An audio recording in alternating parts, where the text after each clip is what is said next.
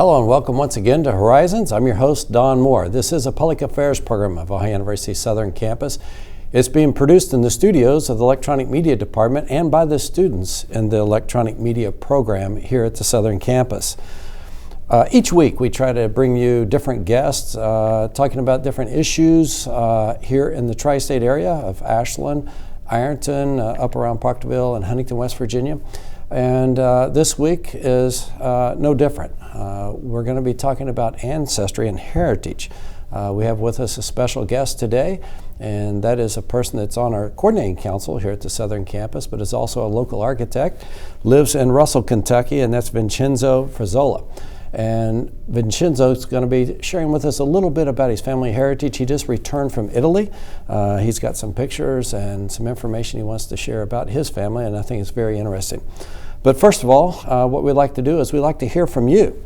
If you had a chance to see the show last week with Marty Conley, or you'd like to make comments about potential future programs, give us an email. Our email address is electronicmedia@ohio.edu. That's electronicmedia@ohio.edu, and we'd like to hear from you.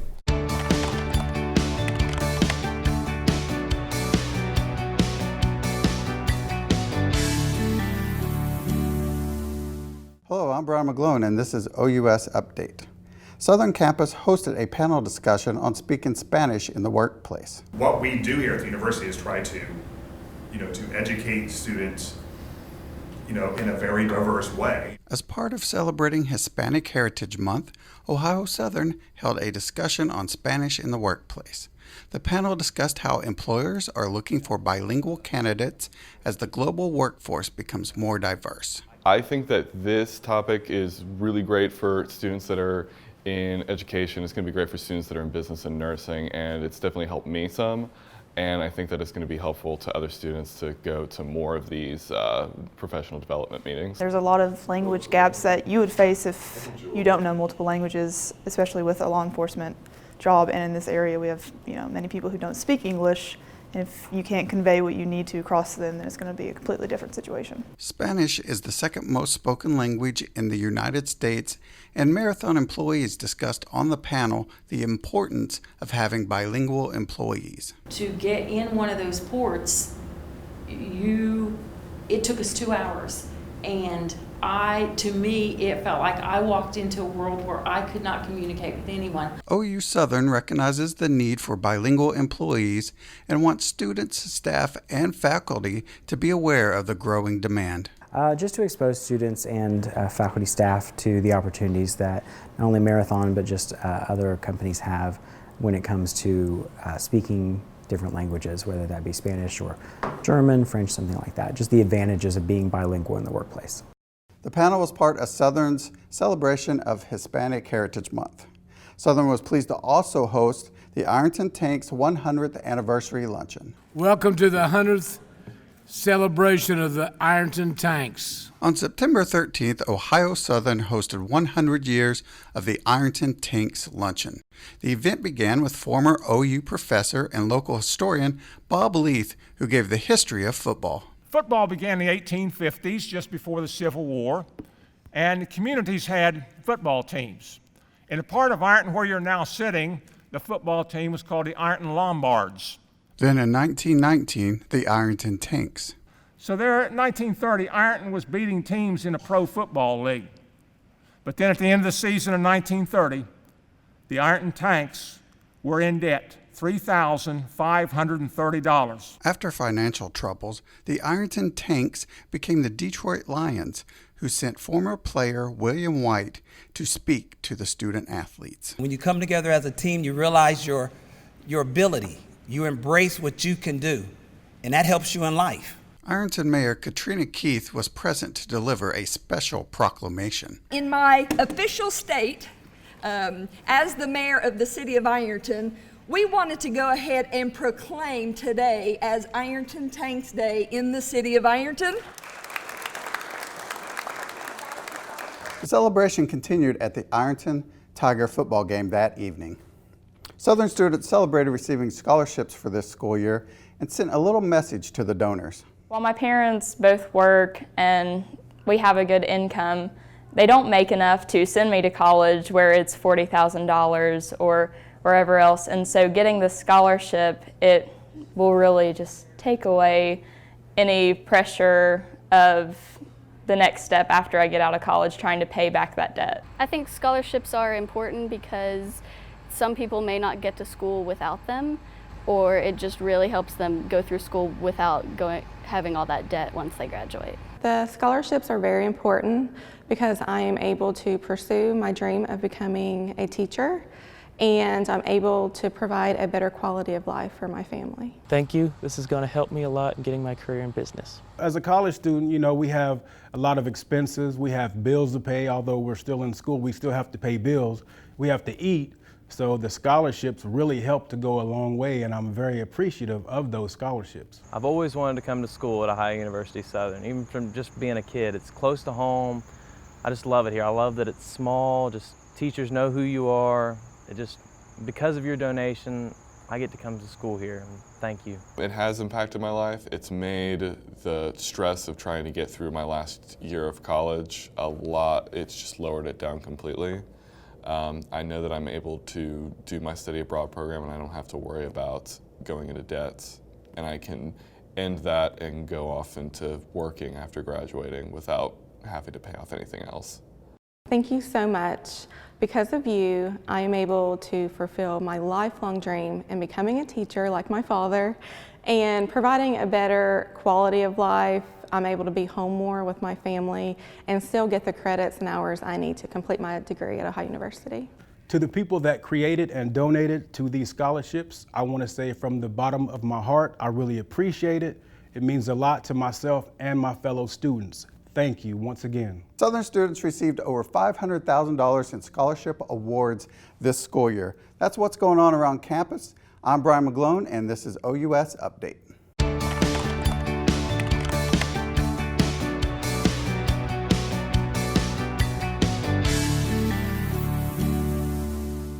If you want to find out more about what's going on at Southern Campus, you can go to the Southern Campus website.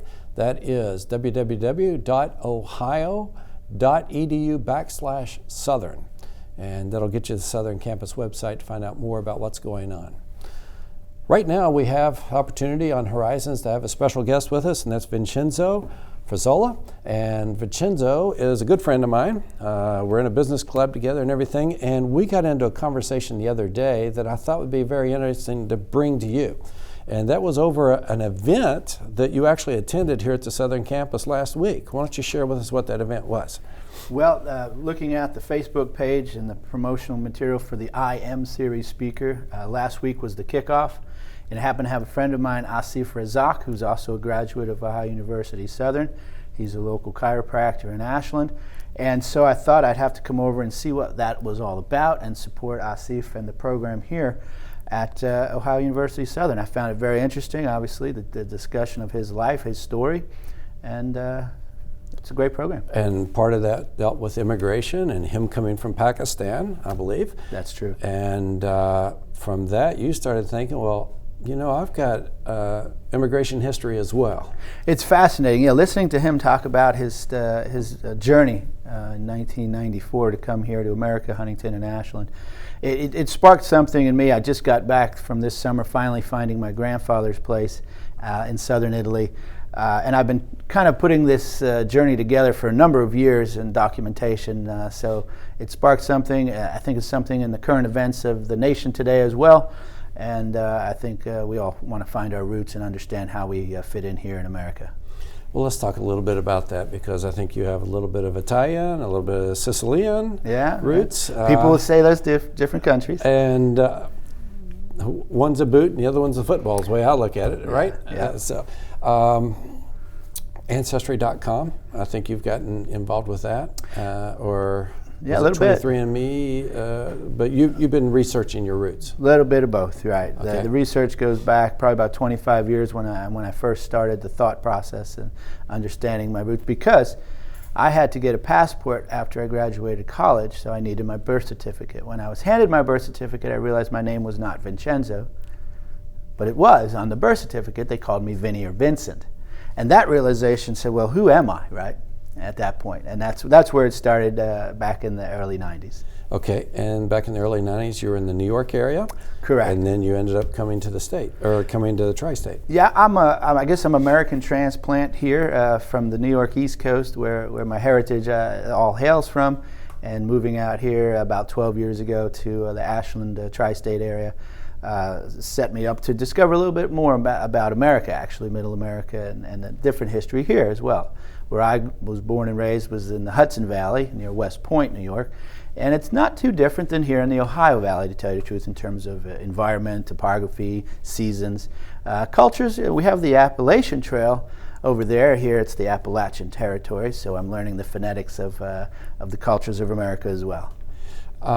Let's talk about you getting involved in researching out your family and the history of your family. Yeah, as I said, the passport kind of triggered things of, who were my relatives. I never met my grandfather.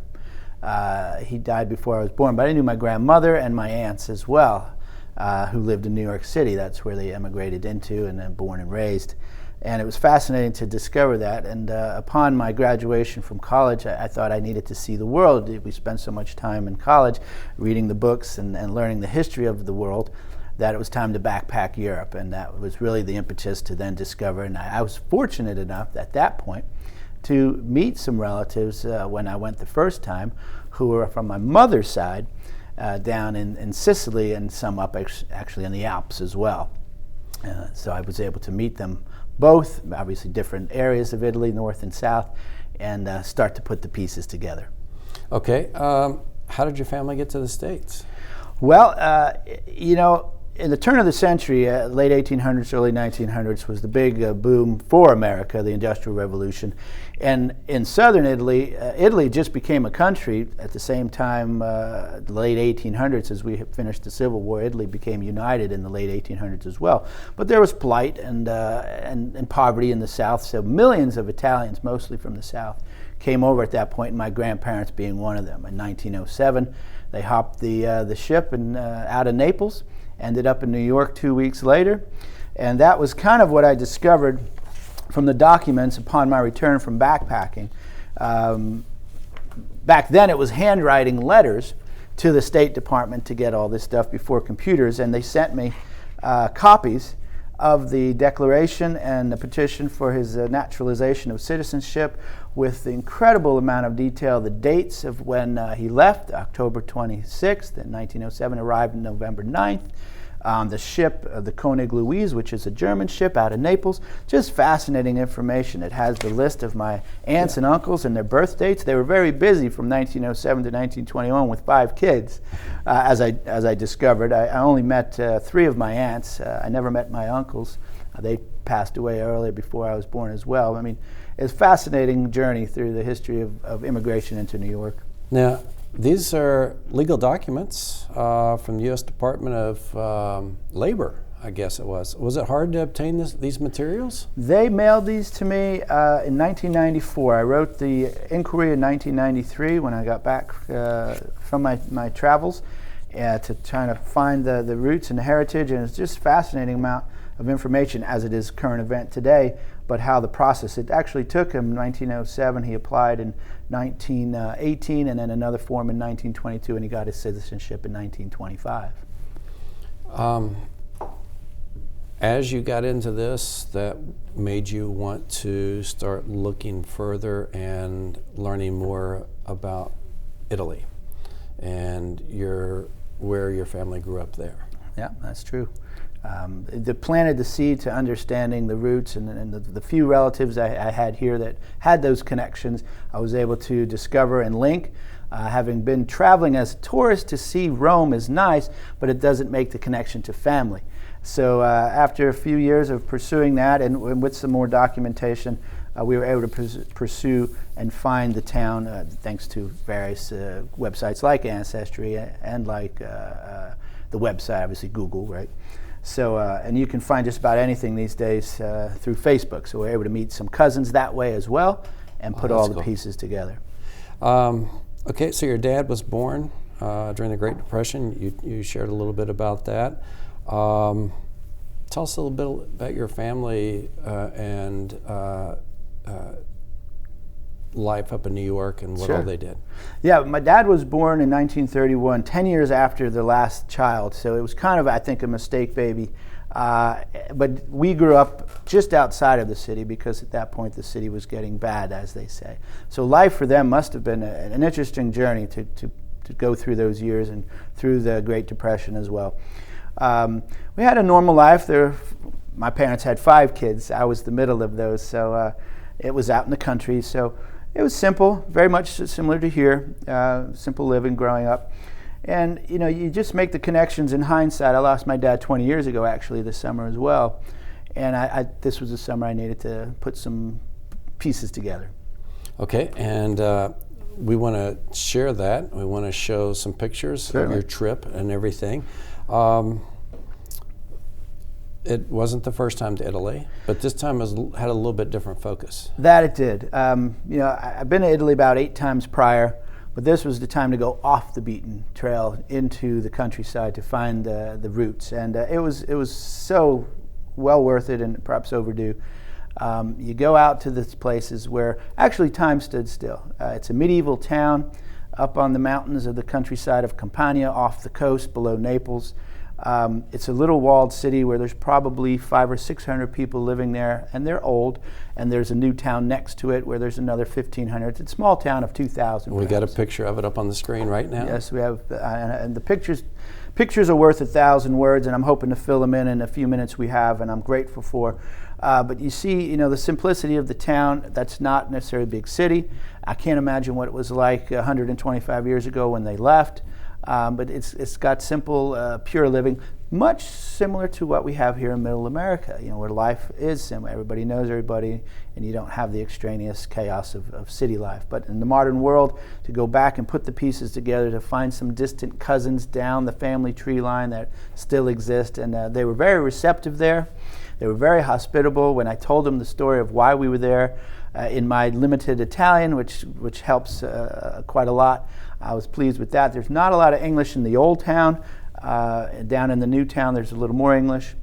But to see it and to walk it, it's a magical experience. Okay, we're going to take a quick break. We're going to come back and we're going to show more photos and talk about that trip to Italy. Okay? Thank you. All right, we'll be right back after this. Someday starts today at Ohio University Southern. With more than 30 affordable 2- and 4-year degree programs in-demand careers, you'll learn skills employers want right here in the tri-state and beyond. With traditional classroom instruction in Ironton and Proctorville, online and blended learning, Ohio University Southern meets the needs of working adults and traditional students with affordable, accessible, high-quality education. Ohio University Southern.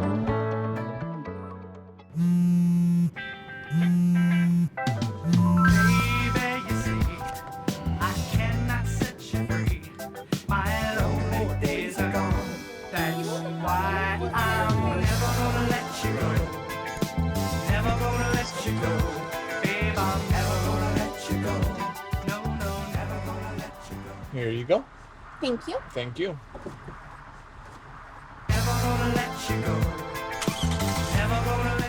Welcome back to Horizons. I'm Don Moore. I have with me today Vincenzo Fressola, and he is a local resident here in the tri-state, and we're talking about his discovery of his ancestry and a particular trip that he took just this past summer where he went beyond just the normal vacation to Italy and started digging more into his roots and finding out where his family's from. And so we want to continue on. You were talking about the city, you were talking about the new part of the city, the older part of the city, and you were explaining to me the other day about how beautiful it is, and with the farmland down the valley, and that goes all the way down toward the coast. It does. It's a magical place, and thanks again for having me to tell this story. People think of Italy, they think of Rome and the Colosseum, but if you have the time, as I was fortunate enough to do, to find these roots out in the countryside, where I was able to go into distant cousins or friends of families' houses and break bread and have ravioli and pork shank, and then have a little bit of the wine that they make by hand still out in the countryside. In fact, he took me into his wine cellar, and I'll try to, I think we have a picture of that as well. These are the true Italian roots, as we have the heritage here in Appalachia where people may be doing moonshine or some other events that come up from time to time. And this is really what, for me, it was about, to find those roots and put the pieces together. I was very, very lucky to find distant cousins and friends in that little town, which is hundreds and hundreds of years old. It's a stone wall town on top of the mountainside overlooking that valley, and just a magical time indeed, off the beaten trail. Sometimes it's nice to be on the trail, but man, it's really a pleasure to be off the trail to discover the unknown. Tell us a little bit more about it and a little bit more about these photos that we have. Well, when you go to a strange town that's really not in the tourist books, you don't know what to expect. And I go wherever I go with, the first thing is a smile that opens the door, and a little bit of the language helped. And the people were older, they were very calm and cordial. It was a small mix of people. Like I said, it's less than 2,000 people in the whole town up in this rural village and this medieval town. They have their own farmland. They make most of their own foods are right off the land, out of nature. It's a fascinating time. There is the lower valley, of course, which has the highway and some industrial complexes and factories for jobs, which is part of the economy in Italy. In the southern Italy, if you know, it's a little more depressed than northern Italy, but they're trying to find that balance. Southern Italy was settled by the Greeks, overrun by the Romans. It has quite a vast, long history. It's fascinating. And now this particular town that we're talking about is where your grandfather came from. Is that correct? Yeah. And was it your mother's side? My dad's father. Your My dad's dad's father. Okay. Father, which is fascinating. He was born in 1882. We have a picture of, in the town hall, there's a stack of books, handwritten, of the birth records of each child from each year, which I discovered, which was fascinating to understand that. My grandmother's records were there too, and my great-grandfather's records were there, handwritten in probably a crow quill pen, the old feather pens, and some of the pictures, which was astounding to discover. That really... And you were able to read some of it, so you were able to go through and find them. The names, the people, the places, and the dates all finally put some closure to the roots of that tree, because my son is actually the last in line of that tree. Oh, okay. No pressure. All right, you brought some gifts with us. Share. This was my discovery time was really 4 days of a 12-day trip. I dedicated the 4 days to go off the trail to find this. We had to rent a car, went out to the country, but then we came back to some of the more famous places. I started in Florence and Bologna. I went down to Siena for the first time and finished at the Amalfi Coast in Rome. So it was a little bit of a circuit I'm familiar with in the trains. So souvenirs for me now are not necessarily T-shirts and hats, but this is actually some rocks from the beach of the Amalfi Coast, in Amalfi. I had lunch in the afternoon, went down, jumped in the water. It's just a magical place, so that's a souvenir. I started taking some unique souvenirs. This trip I actually hiked to the top of Mount Vesuvius, which would make my third Italian volcano. So these are the rocks from the top of Mount Vesuvius, the other two being in Sicily and the Aeolian Islands. And this trip was a first for me to go to Siena. Siena is a small little Tuscan town between Florence and Rome. It holds a 700-year-old horse race in the middle of the square. And this is some of the, when they bring in the dirt to make the track in the square, this is some of the dirt from the Palio. Fascinating horse race. I think we might have some pictures of that. It's a tiny little medieval hilltop town that has 17 little districts in it. It's no bigger really than an Ashland perhaps. And this is one of the flags that of the 17 districts where I stayed. It's called the Lupa, or the wolf. You see the wolf in the middle and the crest. And the 17 different districts, they race and compete against each other each year in July and August. It's a fabulous 2-day festival. I highly recommend it. It was a bucket list trip of mine this year, and I was able to accomplish not only my ancestry, but that trip as well. Is there any one person that you met that was just really unique and really stood out to you, or a story from the trip? In Italy, this trip actually, yes, in the little town of Atena Lucana, where my grandfather hails from, we had the distant cousin down the line of my great-grandmother. And we met them They share the same last name, and at that point, Mango is a popular name, Fressola not so popular, so we kind of could put the pieces together. We met them. He's the one who showed me his wine press. We had his wine.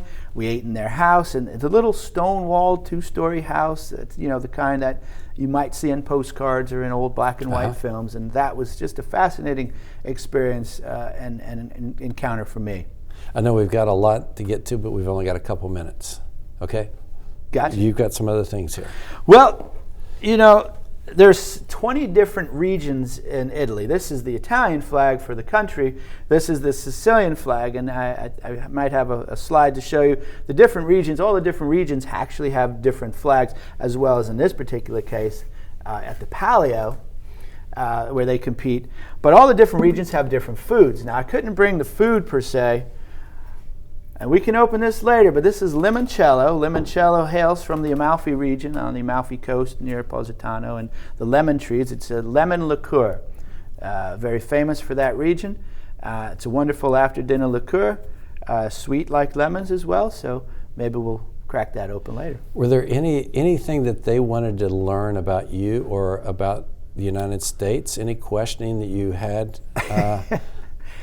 I believe the Europeans are much more in tune with world news than perhaps the Americans are. Let me just say that. That's absolutely interesting. Okay. I don't think you could ask an American, you know, who the president of Italy is, but they're all saying Trump, Trump, and you know, plus or minus, be that as it may, your political views, they're aware of world events and the politics of even Brexit, right, with England and all. So I think they're interested in world politics and how that affects European economy, right, and peace in the world, because they're being inundated with migrants from the East, Middle East, as well as North Africa, and they're seeing that as a problem that maybe America can solve. So there's a bigger picture there, the dynamics of America view in the world from that side.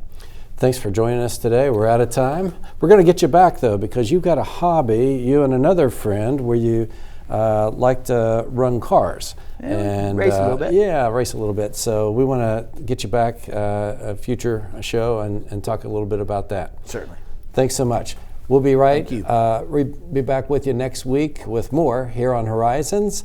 And once again, there's an email address that we're giving you. That's electronicmedia@ohio.edu. Any comments you'd like to share with us or thoughts for future programming, let us know. With that, on behalf of the students here at the Southern Campus and Electronic Media Program, we'll see you next week.